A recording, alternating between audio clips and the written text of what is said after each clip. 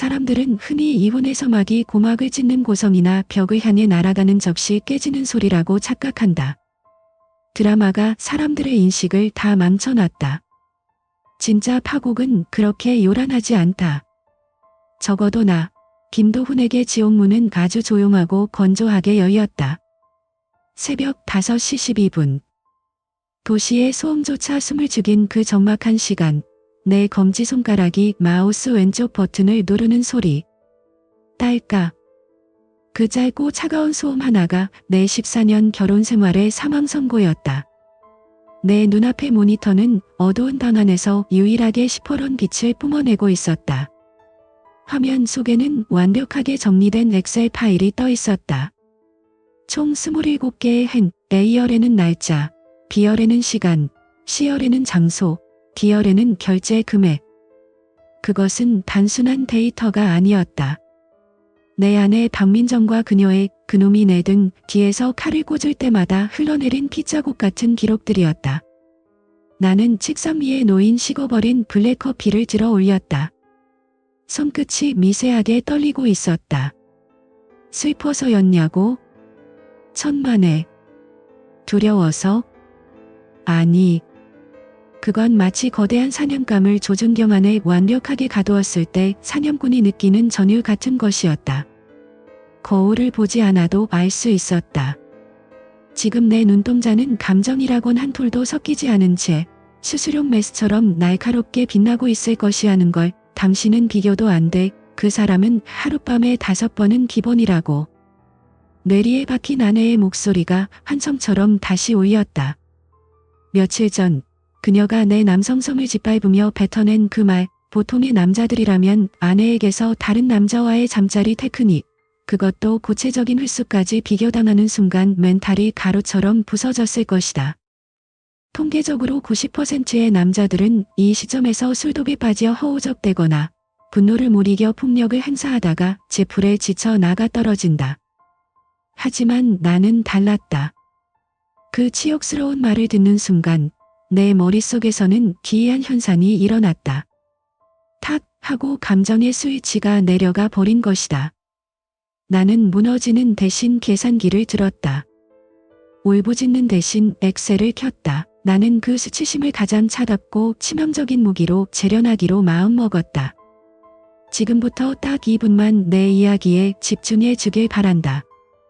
평범하다 못해 지루한 삶을 살던 한 가장이 어떻게 셔록 홈즈 뺨치는 치밀함으로 증거를 수집하고 뻔뻔한 두 사람을 법과 데이터의 심판대 위에 세웠는지 낱낱이 보여줄 테니까.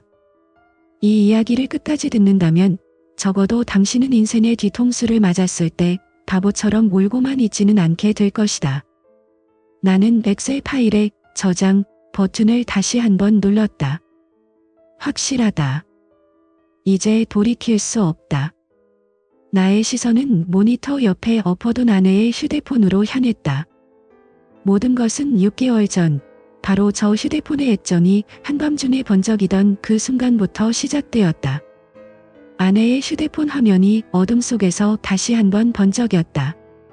그 짧은 선거는 나를 6개월 전, 우리 가정의 모든 균열이 시작되던 그 시점으로 강제로 끌고 갔다. 6개월 전, 우리 부부의 삶은 남들이 보기에 성공한 중산층의 표본 같았다. 나의 작은 가게는 안정적이었고 아내 박민정의 온라인 쇼핑몰 사업은 나에게 도친 듯 번창하고 있었다.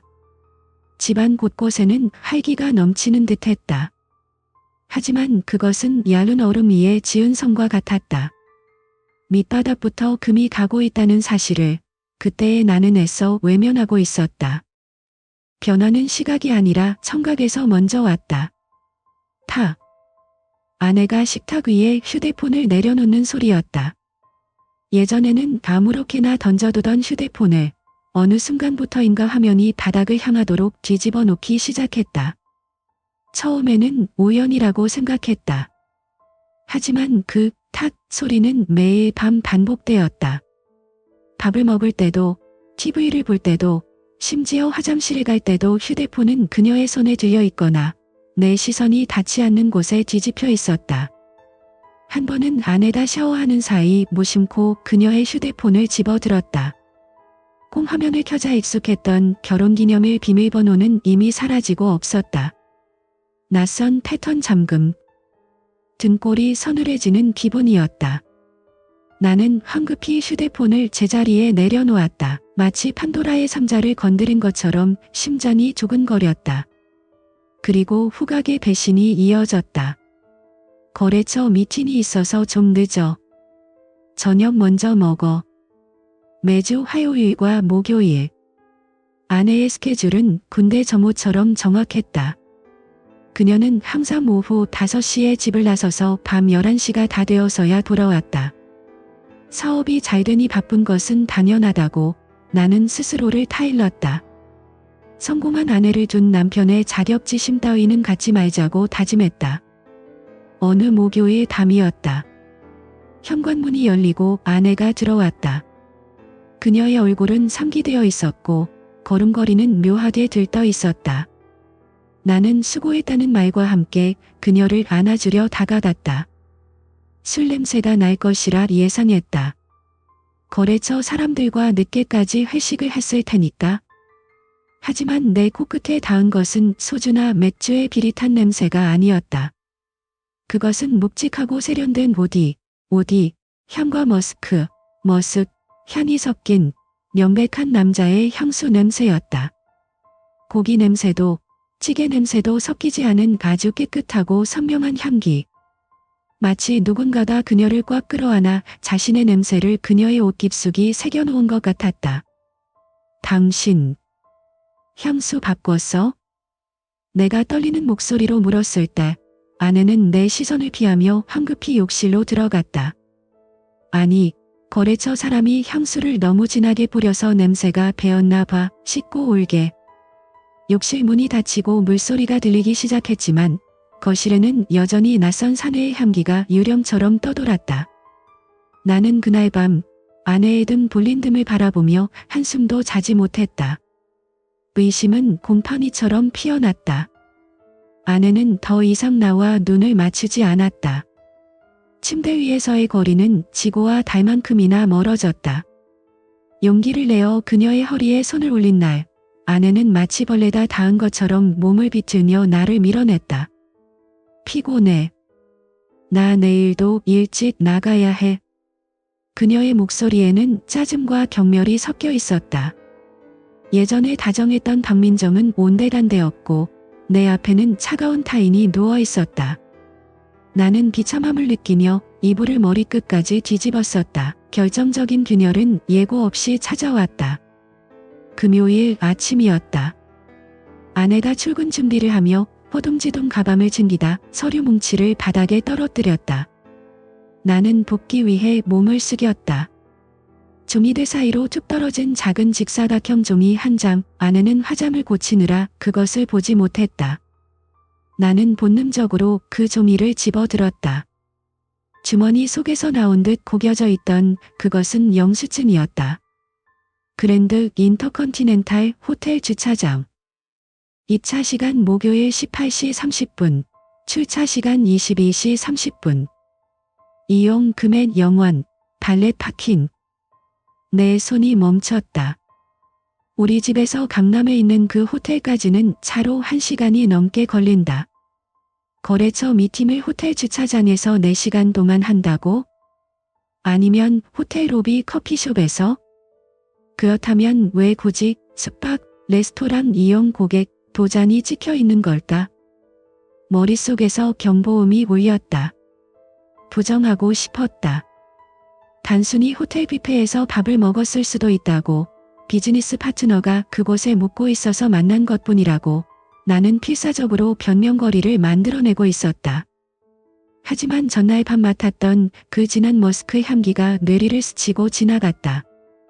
모든 퍼즐 조각이 소름 끼치도록 정확하게 맞아떨어지고 있었다.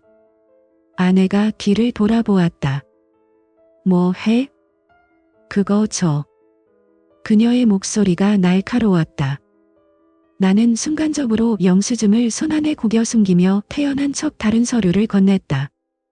아니, 그냥 종이가 떨어져서. 아내는 의심스러운 눈초리로 나를 훑어보더니 서류를 낚아채듯 가져가 가방에 넣었다. 그녀가 현관문을 나서 엘리베이터를 타는 소리가 들릴 때까지 나는 주먹을 꽉 쥐고 서 있었다. 손바닥 안에서 영수증이 축축하게 젖어가고 있었다. 심장이 터질 것 같았다. 당장이라도 쫓아가서 멱살을 잡고 이게 뭐냐고 따지고 싶었다. 하지만 나는 참았다.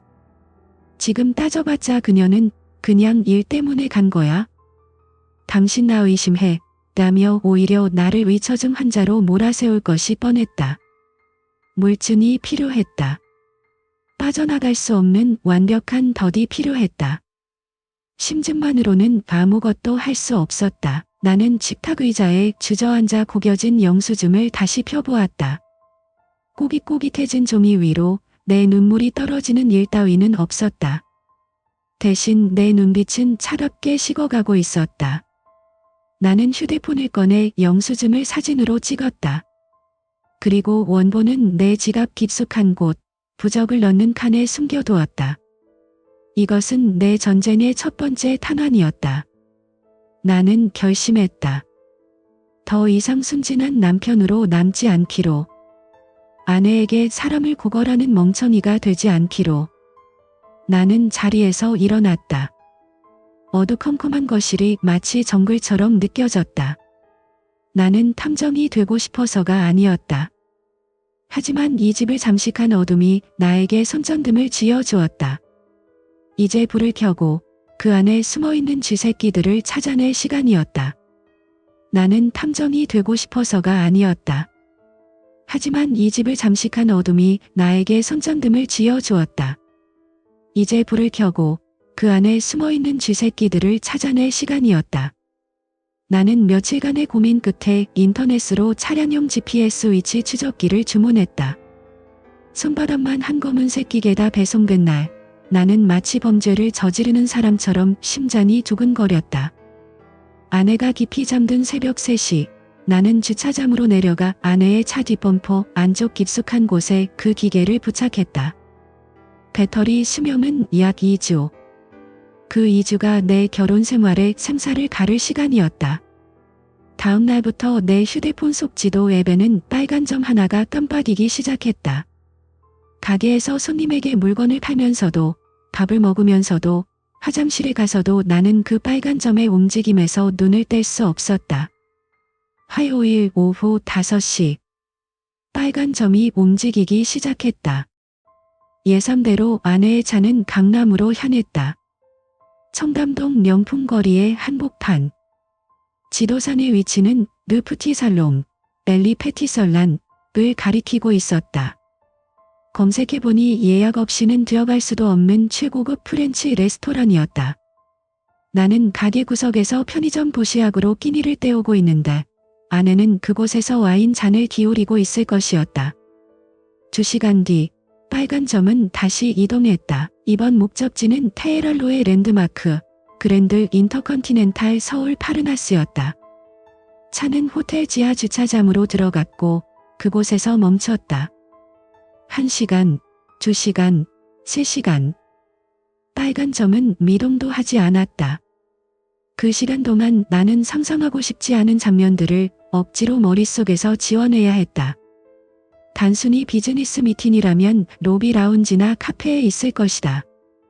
하지만 밤 10시가 넘도록 호텔 주차장에 차가 머물러 있다는 것은 무엇을 의미하는가? 나는 다음 단계로 넘어갔다. 아내의 신용카드 명세서를 확보하는 것이었다. 아내는 보안에 철저했지만 집으로 날아오는 우편물까지 완벽하게 막지는 못했다. 나는 우편함에서 카드 명세서를 가로채 뜯어보았다. 손이 부들부들 떨렸다. 명세서에 찍힌 내역들은 내 상상을 초월하는 사치의 기록이었다. 울프강 스테이크하우스 청담 42만원, 스시코우지 36만원, 신라호텔 더 파크뷰 28만원. 나와는 결혼기념일에도 손이 떨려서 예약조차 망설였던 곳들이었다. 우리는 미래를 위해, 내 집 마련을 위해, 노후를 위해 아끼자고 약속했었다. 하지만 그녀에게 그 약속은 나에게만 적용되는 족쇄였을 뿐이다.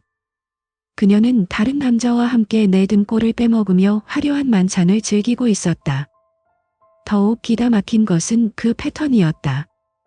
나는 엑셀을 켜고 GPS 기록과 카드 사용 내역을 대조하기 시작했다. 화요일, 청담동 레스토랑 식사 후 강남 호텔 투숙. 목요일, 압구정 카페 후 호텔 투숙. 오차는 단 1분도 없었다. 이것은 오발적인 만남이 아니었다. 철저하게 계획되고 반복되는 마치 정기적인 업무 스케줄 같은 불륜이었다. 이제 마지막 퍼즐 조각이 필요했다. 그놈의 정체. GPS가 아내의 차가 호텔에 있다고 가리키던 어느 목요일 저녁, 나는 호텔 대표번호로 전화를 걸었다. 심호흡을 깊게 했다. 목소리를 가다듬고 최대한 정중하고 급한 첫 연기를 시작했다. 여보세요? 거기 프런트죠? 제가 지금 킥 서비스를 보냈는데 배송 기사님이 룸 번호를 못 찾으셔서요. 박민정 고객님 앞으로 예약된 반이 몇 호입니까? 급한 서류라서 꼭 직접 전달해야 하거든요. 수화기 너머로 직원의 타자치는 소리가 들렸다. 그 몇 초가 연 것처럼 느껴졌다. 잠시만요. 죄송하지만 박민정님으로 예약된 룸은 없으신데요. 심장이 철렁 내려앉았다. 혹시 가명이거나 다른 사람 명의인가? 나는 침착함을 유지하려 했으며 다시 물었다. 아, 그럴 리가 없는데. 혹시 동반 투숙객으로라도 되어 있지 않나요? 분명히 그 호텔에 계시다고 했거든요. 직원이 다시 확인하는 소리가 들렸다. 그리고 들려온 대답은 내 귀를 의심하게 만들었다. 아, 네, 확인되셨습니다. 예약자는 이재석 님이시고 박민정 님 동반 투숙으로 되어 있으시네요. 객실은 2305호입니다. 이재석. 처음 듣는 이름이었다. 내 아내의 몸과 마음, 그리고 우리 가정의 돈을 갉아먹고 있는 기생충의 이름. 나는 떨리는 목소리로 감사합니다 라고 짧게 말하고 전화를 끊었다. 메모장에 그 이름을 적었다. 이재석. 글자 하나하나를 눌렀을 때마다 종이가 찢어질 듯 패였다. 이상한 일이었다. 이름까지 확인하고 나자 미칠 듯이 요동치던 심장이 거짓말처럼 차분해졌다. 가슴을 쥐어짜던 고통은 사라지고 머릿속이 얼음장처럼 차가워졌다. 슬픔이나 분노 같은 뜨거운 감정들이 증발해버린 자리에 오직 데이터만이 남았다. 그것은 더 이상 사랑하는 아내의 배신이 아니었다. 처리해야 할 사건이고 분석해야 할 오류였다. 나는 컴퓨터 화면에 띄워진 엑셀 파일을 바라보았다. GPS 좌표, 신용카드 승인 내역, 호텔 투숙 기록, 그리고 이재석이라는 이름. 이 모든 것이 완벽한 상관관계를 이루며 하나의 결론을 향해 달려가고 있었다. 나는 의자 깊숙이 몸을 기대고 마른 세수를 했다. 내 안에 무언가가 죽어버린 느낌이었다. 그것은 아내에 대한 믿음이었을 수도 있고 순수했던 내 자신의 일부였을 수도 있다. 하지만 슬퍼할 겨를은 없었다. 감정은 사치였다. 지금 나에게 필요한 것은 눈물이 아니라 증거였다. 나는 프린터에 전원을 켰다. 민무하는 기계음과 함께 A4 용지들이 토해져 나오기 시작했다. 지도 위에 찍힌 붉은 이동 경로들, 형광펜으로 칠해진 수십만 원짜리 식사 영수증 사본, 그리고 내가 정리한 날짜별 불륜 일지. 종이 한 장 한 장이 쌓여갈 때마다 내 책상 위에는 거대한 탑이 만들어졌다. 그것은 단순한 서류 뭉치가 아니었다. 아내와 이재석, 두 사람을 단죄할 단도대이자 내가 지옥에서 빠져나가기 위한 유일한 봉화줄이었다.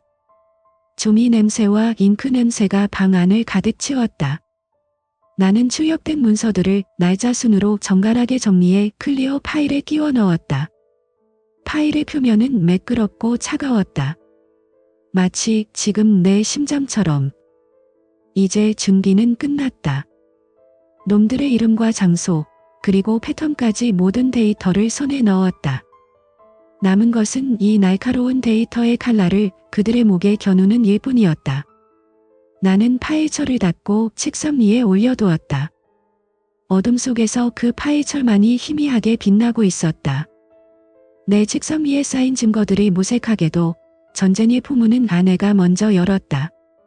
그날은 그녀의 저녁이었고 아내는 평소와 달리 오후 7시에 귀가했다. 현관문이 열리고 들어선 그녀의 표정에는 옛말의 미안함도 죄책감도 없었다. 오히려 지루한 연극을 빨리 끝내고 싶어하는 관객처럼 짜증과 조급함만이 가득했다. 우리 이야기 좀 해. 아내가 거실 소파에 가방을 던지듯 내려놓으며 말했다. 나는 보고 있던 TV를 껐다. 올 것이 왔구나. 나는 침착하게 소파 반대편에 앉았다. 우리 사이에는 낮은 케이블 하나 더 놓여 있었지만 심리적 거리는 이미 태평양을 건넌 후였다. 정적을 깬 것은 아내의 건조한 목소리였다. 이혼하자.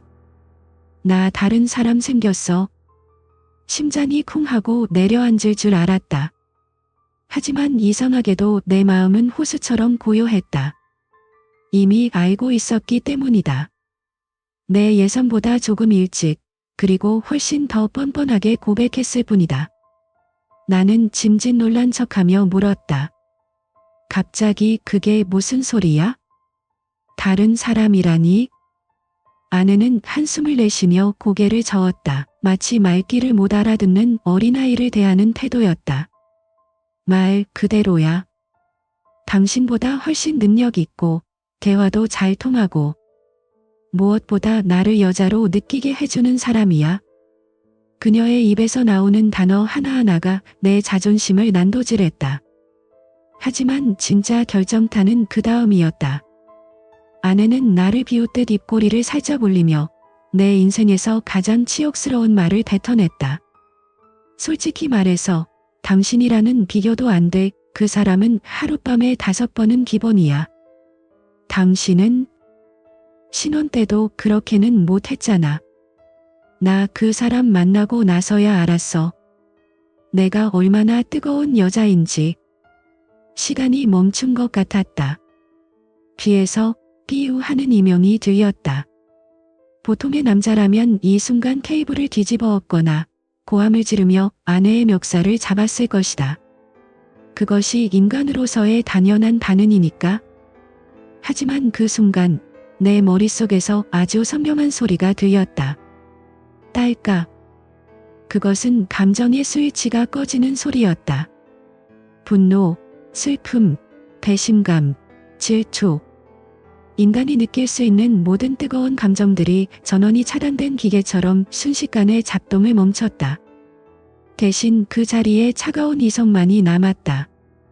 마치 고성능 컴퓨터가 부침되듯 내 뇌는 눈앞의 상황을 철저하게 분석하기 시작했다. 화를 내지 마라. 흥분하지 마라. 지금 이 여자가 뱉은 말은 법정에서 나에게 유리한 무기가 된다. 나는 표정 하나 바꾸지 않고 아내를 쳐다보았다. 나의 무반응에 당황한 것은 오히려 아내였다. 그녀는 내가 울며 매달리거나 화를 낼 것이라 예상했을 테니까. 뭐야? 화도 안 나? 당신 진짜 자존심도 없어? 아내가 기가 차라는 듯 물었다. 나는 천천히 입을 열었다. 목소리가 소름 끼칠 정도로 차분하게 나왔다. 글쎄. 갑작스러워서. 생각할 시간이 좀 필요해. 나는 최대한 나약하고 우유부단한 남편을 연기했다. 그것이 그녀의 방심을 유도하는 최고의 미끼였다. 아내는 혀를 차며 자리에서 일어났다. 하여간 답답해. 시간 끈다고 달라질 거 없어. 난 이미 마음 고쳤으니까. 아내가 안방으로 들어가는 뒷모습을 보며 나는 주머니 속에 손을 넣었다. 휴대폰 녹음 기능이 켜져 있었다. 하지만 이것만으로는 부족했다. 더 확실하고 더 자극적이고 판사가 듣는 순간 눈살을 찌푸릴 만큼 강력한 유책 배우자의 모욕 증거가 필요했다. 며칠 뒤 나는 다시 기회를 엿봤다. 아내가 거실에서 누군가와 즐겁게 통화를 하고 있었다. 재석 씨라는 호칭은 쓰지 않았지만 목소리 톤만 들어도 알 수 있었다. 통화가 끝나자마자 나는 아내에게 다가갔다. 그 사람이 그렇게 좋아? 나는 짐짓 주눅든 목소리로 물었다. 주머니 속의 녹음기는 이미 돌아가고 있었다. 아내는 나를 한심하다는 눈빛으로 쳐다보았다. 승자의 여유가 넘쳐 흘렀다. 몇 번을 말해? 당신이랑은 차원이 다르다니까. 나는 미끼를 던졌다. 그녀의 자만심을 자극해 더 구체적인 진술을 끌어내야 했다. 차원이 다르다는 게 뭐 돈이 많다는 거야? 아내는 코웃음을 쳤다. 돈. 물론 돈도 많지. 당신처럼 구멍가게 사장이 아니니까. 무역회사 대표야. 스케일이 다르다고. 하지만 내가 말하는 건 그게 아니야. 그녀는 나에게 다가와 비수를 꽂듯 속삭였다. 침대 위에서 말이야. 지난번엔 7번도 했어. 당신은 상상도 못하겠지만 그 사람은 나를 여왕처럼 모셔. 당신처럼 의무적으로 하는 게 아니라 진짜 사랑받는 기분이 뭔지 알게 해준다고. 빙고. 완벽했다. 상간남의 사회적 지위, 경제적 능력, 그리고 부정행위의 구체적인 내용과 횟수, 배우자에 대한 성적 비하 발언까지. 이보다 더 완벽한 증거는 없었다. 나는 고개를 떨구며 아무 말도 하지 못하는 척했다. 그래서 이혼해 달라는 거야? 나도 이제 내 인생 즐기면서 살고 싶어. 당신 같은 무능력한 남자 뒷바라지하는 거 지겨워. 아내의 독설은 멈출 줄 몰랐다. 그녀가 내뱉는 모욕적인 언사들이 쌓일수록 내 주머니 속의 파일 용량도 늘어났다. 그녀는 몰랐을 것이다. 자신이 내뱉는 그 말들이 스스로를 옥죄는 몰감이가 되고 있다는 사실을. 그녀가 나를 무능력한 남자라고 조롱하는 그 순간 나는 이미 그녀의 목을 칠 준비를 끝내고 있었다. 알겠어. 생각해 볼게. 나는 힘없이 대답하고 방으로 들어왔다. 문을 닫자마자 나는 녹음기를 껐다. 저장 버튼을 누르자 녹음 파일 001분이 생성되었다. 이어폰을 꽂고 방금 녹음된 내용을 다시 들어보았다. 아내의 날카로운 목소리가 고막을 때렸다. 7번도 했어. 당신은 상상도 못하겠지만 다시 들어도 피가 거꾸로 솟는 모욕이었다. 하지만 이번에는 느낌이 달랐다. 처음 들었을 때의 충격은 사라지고 대신 전율이 일었다. 이것은 단순한 욕설이 아니었다. 이것은 돈이었다. 위자료의 액수를 높여줄, 그리고 그녀를 유책 배우자로 확정 지어줄 가장 확실한 보증 수표였다. 나는 책상 서랍 깊숙한 곳에서 USB를 꺼냈다. 그리고 녹음 파일을 옮겨 담았다. 파일명은 결정적 증거성적 모욕이라고 저장했다. 화면 속의 파일 아이콘을 바라보며 나는 비릿한 미소를 지었다. 아내는 내가 며칠 동안 고민하며 괴로워할 것이라 생각하고 있겠지. 천만에. 나는 고민하지 않는다. 나는 준비할 뿐이다. 이제 나에게는 GPS 기록, 카드 명세서, 호텔 투숙 확인, 그리고 이 녹음 파일까지 모든 것이 갖춰졌다. 하지만 나는 여기서 멈추지 않을 생각이었다. 적을 완전히 무너뜨리려면 적의 가장 약한 고리를 공격해야 한다. 그리고 그 고리는 이 집안에 있지 않았다. 나는 휴대폰을 들어 SNS 앱을 켰다. 검색창에 이재석이라는 이름을 입력했다. 수많은 북명이인들 사이에서 호텔 직원이 말해준 무역회사 대표라는 단서를 쫓아 스크롤을 내렸다. 그리고 마침내 낯익은 얼굴을 찾아냈다. 하지만 내 시선을 사로잡은 것은 이재석의 얼굴이 아니었다. 그의 프로필 사진 옆에 태그된 또 다른 여자의 이름이었다. 김유진. 그녀의 프로필에는 사랑하는 남편, 그리고 예쁜 우리 딸과 함께라는 문구가 적혀 있었다. 나는 조용히 마우스를 움직였다. 이제 나와 같은 지옥에 살고 있는 또 한 명의 피해자를 만날 시간이었다. 나는 모니터 속 김유진 씨의 해맑은 미소를 멍하니 바라보았다. 사진 속 그녀는 남편 이재석과 어린 딸 사이에서 세상 부러울 것 없는 표정을 짓고 있었다. 그녀의 평온한 일상을 내가 산산조각 내도 되는 것일까? 잠시 죄책감이 스쳤지만 이내 나는 고개를 저었다. 기만 위에 세워진 행복은 모래성일 뿐이다. 그녀 역시 진실을 알아야 했다. 아니, 어쩌면 그녀가 나보다 더 큰 피해자일지도 모른다. 나는 떨리는 손으로 익명의 계정을 만들었다.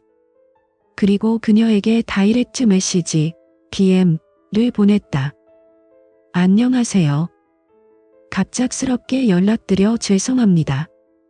남편분인 이재석 씨와 관련된 중요한 제보가 있어 연락드렸습니다.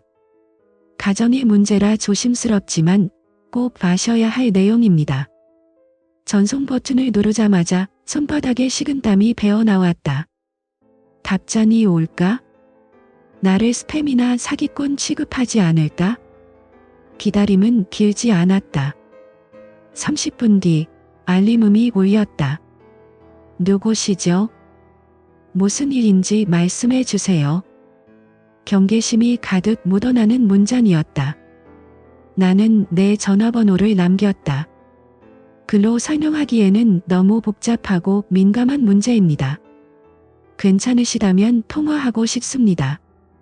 곧바로 전화벨이 울렸다. 나는 심호흡을 한 번 크게 하고 통화 버튼을 눌렀다. 여보세요. 수화기 너머로 들려오는 여성의 목소리는 가늘게 떨리고 있었다. 네, 메시지 보낸 사람입니다. 제 이름은 김도훈이라고 합니다. 제 남편. 무슨 일인가요? 나는 눈을 질끈 감고 잔인한 진실을 입 밖으로 꺼냈다. 남편분께서 제 아내와 부적절한 만남을 갖고 계십니다. 전화기 너머로 숨을 들이키는 소리가 들렸다. 그리고 길고 무거운 침묵이 이어졌다. 그 침묵은 비명보다 더 고통스럽게 느껴졌다. 잠시 후 그녀가 간신히 목소리를 짜냈다. 증거 있으신가요? 네, 만약 시간이 되신다면 직접 만나서 보여드리고 싶습니다. 우리는 다음 날 오후 시내 외곽의 한적한 카페에서 만나기로 했다. 나는 내다 수집한 증거 파일의 사본을 챙겨 약속 장소로 나갔다. 약속 시간 10분 전 카페 문이 열리고 한 여성이 들어왔다. SNS에서 봤던 그 활기찬 모습은 온데간데 없었다. 화장기 없는 창백한 얼굴, 쾌한 눈, 그리고 앙상하게 마른 손목. 그녀는 이미 무너지고 있었다. 어쩌면 그녀도 짐작하고 있었을지도 모른다. 단지 확인하기가 두려워 외면하고 있었을 뿐 우리는 구석 자리에 마주 앉았다. 어색한 인사를 나누기도 전에 나는 테이블 위에 두툼한 서류 봉투를 밀어 놓았다. 보시기에 많이 힘드실 겁니다. 김유진 씨는 떨리는 손으로 봉투를 열었다. 첫 장에 있는 사진은 내 아내와 이재석이 호텔 로비에서 팔짱을 끼고 웃고 있는 모습이었다.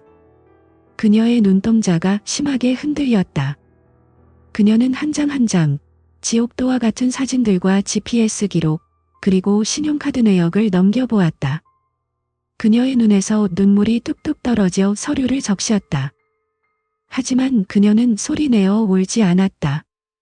입술을 피가 날 정도로 깨물며 신음조차 참아내고 있었다. 그 모습이 나를 더욱 아프게 했다.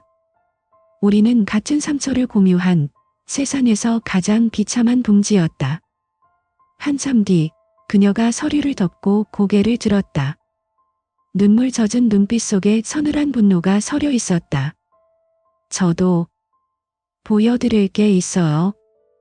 그녀가 가방에서 꺼낸 것은 태블릿 PC였다. 그녀는 익숙한 손놀림으로 파일 하나를 열어 나에게 보여주었다.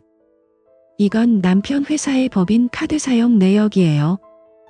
그리고 이건 비서가 관리하는 남편의 비공개 일정표고요. 나는 화면을 들여다보았다. 내 아내와 미래를 즐겼던 그 날짜, 그 시간마다 법인 카드 결제 내역이 찍혀 있었다. 호텔 스위트룸, 고급 레스토랑, 백화점 명품관, 호텔비, 밥값, 선물비. 전부 회사 돈으로 결제했어요. 그리고 일정표를 보세요. 화요일, 목요일 오후마다 외부 미팅 혹은 거래처 접대라고 적혀 있죠? 사실은 접대가 아니라 바람을 피우러 간 거였어요. 나는 탄성을 내뱉었다. 이것은 단순히 불륜의 증거가 아니었다. 이건 횡령이네요. 김유진 씨가 고개를 끄덕였다. 네, 업무상 배임 및 횡령이에요. 회사는 시아버지가 세우셨지만 현재 주주들은 남편의 방만한 경영에 불만이 많아요.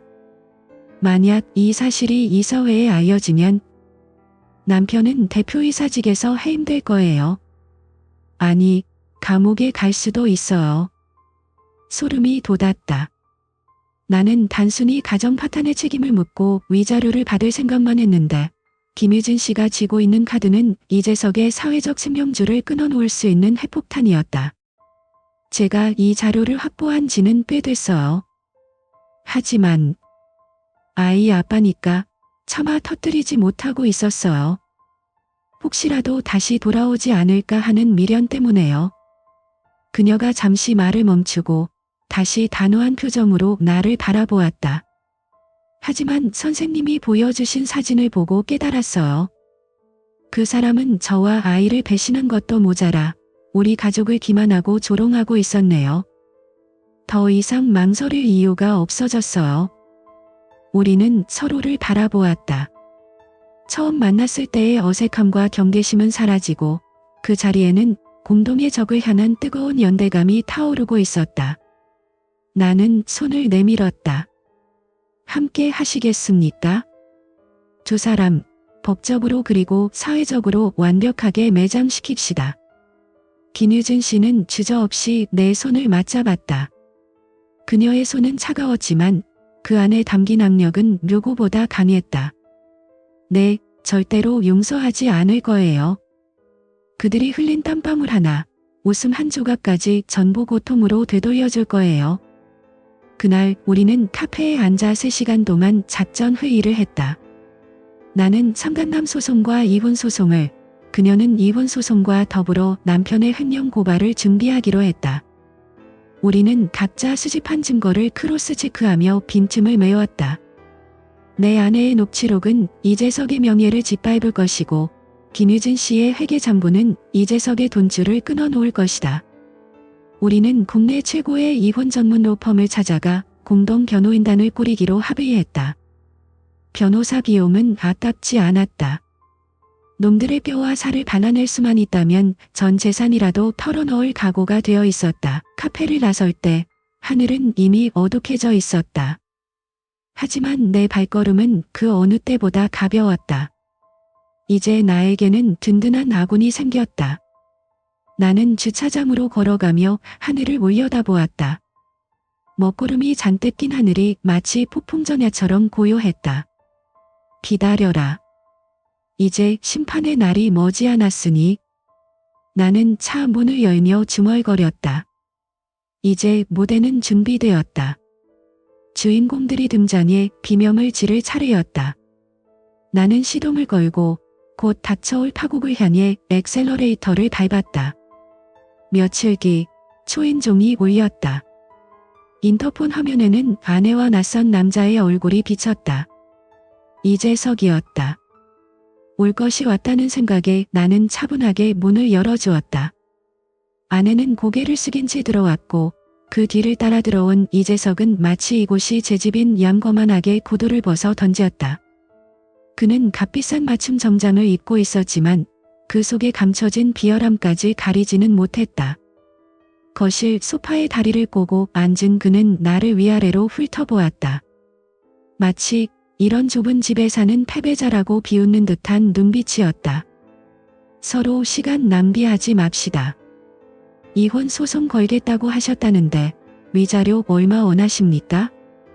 원하는 대로 들을 테니 조용히 합의하고 끝냅시다. 그는 지갑에서 수표책을 꺼내 흔들었다. 돈이면 모든 치부를 덮을 수 있다고 믿는 전형적인 속물이었다. 옆에 앉은 아내는 안절부절 못하며 내 눈치를 살폈다. 나는 헛웃음을 삼키며 테이블 위에 내 휴대폰을 올려놓았다. 돈이라. 좋죠. 하지만 그 전에 들으셔야 할 게 있습니다.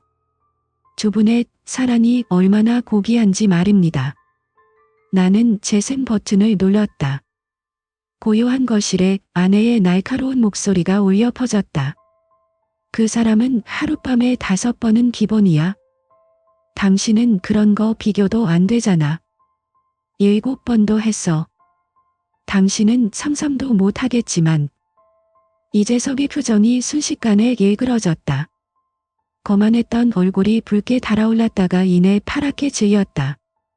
그는 자신이 정복자라고 믿고 있었겠지만 녹음 속에서 그는 그저 아내의 성적 욕구를 채워주는 도구 혹은 비교 대상에 불과했다. 남자의 자존심이 짓밟히는 순간이었다.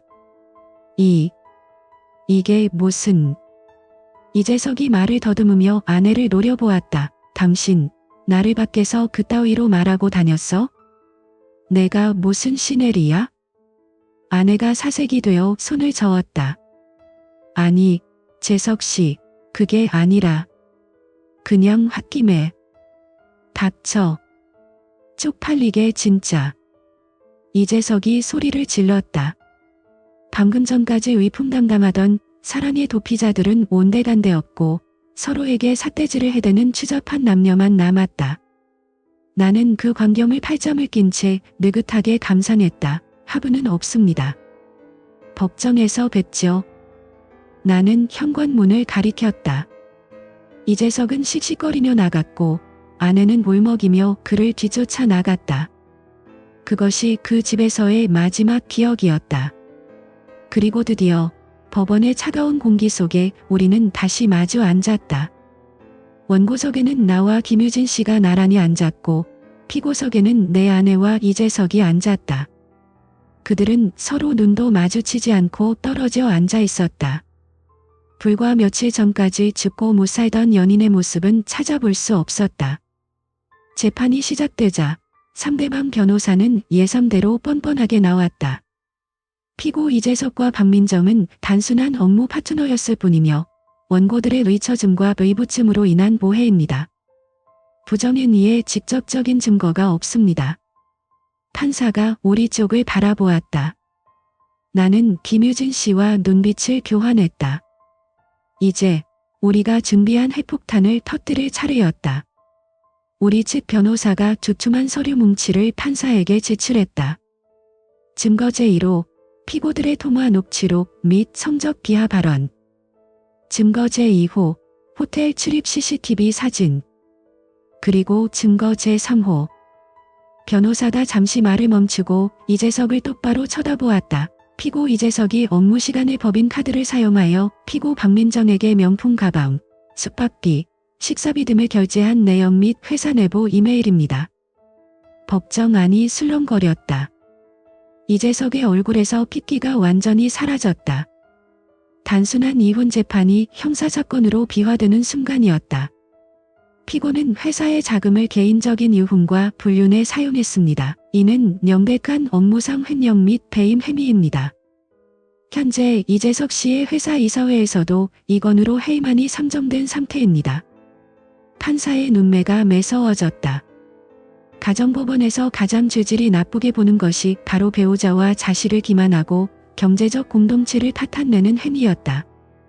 공지에 몰리자 두 사람은 밑바닥을 드러냈다. 아내가 벌떡 일어나 울부짖었다. 판사님, 저는 억울해요. 이재석 씨가 먼저 저를 꼬셨어요. 사업 도와주겠다고 물심양면으로 지원해주겠다고 접근해서 어쩔 수 없이. 뭐야? 이 여자가 미쳤나? 이재석도 참지 않고 소리쳤다. 내가 먼저 꼬리쳤잖아. 밤마다 외롭다고 남편은 남자 구실도 못한다고 매달린 게 누군데. 나는 가만히 있는데 내가 호텔 예약하고 다 했잖아. 조용히 하세요. 판사다 의사봉을 두드렸지만 그들의 지태는 멈추지 않았다. 서로를 향해 삿대질하고 욕설을 퍼부으며 자신들의 죄를 상대방에게 떠넘기기에 급급했다. 그 모습을 지켜보던 김유진 씨가 조용히 눈물을 훔쳤다. 슬퍼서가 아니었다. 저런 파렴치한 인간 때문에 맘고생을 했던 지난날이 허무해서였을 것이다. 나 역시 씁쓸함을 감출 수 없었다. 고작 저런 얄팍한 관계를 위해 내 14년의 세월을 바쳤다는 것이 비참했다. 하지만 동시에 가슴 한구석이 뻥 뚫리는 듯한 해방감이 밀려왔다. 판결은 예상보다 더 가혹하고 명쾌했다.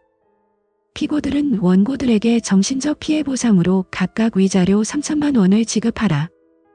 또한 소송 비용은 피고들이 전액 부담한다. 돈이 문제가 아니었다. 판결문이 낭독되는 순간 이재석과 박민정의 사회적 명예는 사형 선고를 받았다. 이재석은 횡령 혐의로 별도의 조사를 받게 될 것이고 업계에서 영구히 매장될 것이었다. 아내 역시 상간녀라는 꼬리표를 달고 빈털터리가 되어 길거리로 나앉게 되었다. 그녀가 자랑하던 쇼핑몰 사업도 불륜 사실이 소문나면서 이미 폐업 수순을 밟고 있었다. 재판이 끝나고 법정 밖으로 나왔다. 이재석과 아내는 서로를 죽일 듯이 노려보며 각자의 방향으로 흩어졌다. 그들의 뒷모습은 패배한 병사들보다 더 초라해 보였다. 나는 김유진 씨에게 다가갔다. 고생 많으셨습니다. 그녀가 옅은 미소를 지었다. 처음 만났을 때의 그 위태로움은 사라지고 단단하고 평온한 기운이 그녀를 감싸고 있었다. 덕분에요. 이제 진짜 끝났네요. 아니요. 이제 시작이죠. 진짜 내 인생을 찾는 시작이요. 우리는 악수를 나누고 헤어졌다. 나는 법원 건물을 빠져나와 하늘을 올려다보았다. 며칠 내내 흐리던 하늘이 거짓말처럼 맑게 개어 있었다. 구름 한 점 없는 파란 하늘이 눈 시리게 펼쳐져 있었다. 나는 폐부 깊숙한 곳까지 들어오도록 숨을 크게 들이마셨다.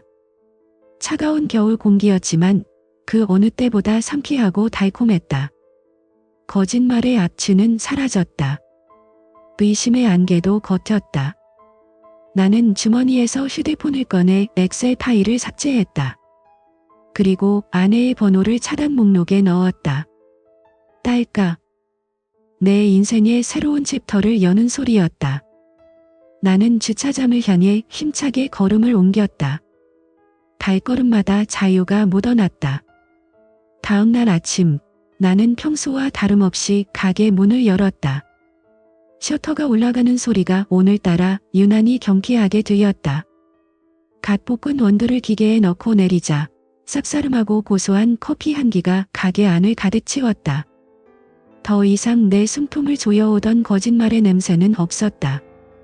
오직 평화로운 일상의 향기만이 감돌았다. 따뜻한 커피잔을 손에 쥐고 창밖을 바라보며 나는 깨달았다. 내가 지난 몇 달간 그토록 치열하게 싸웠던 것은 단순히 상대를 파멸시키기 위함이 아니었다. 그것은 산산조각난 내 자존감을 다시 조립하고 나라는 사람의 가치를 스스로 증명하기 위한 과정이었다. 이 글을 읽는 당신에게 마지막으로 한마디를 남기고 싶다. 사랑은 언제든 식을 수 있고 사람은 배신할 수 있다.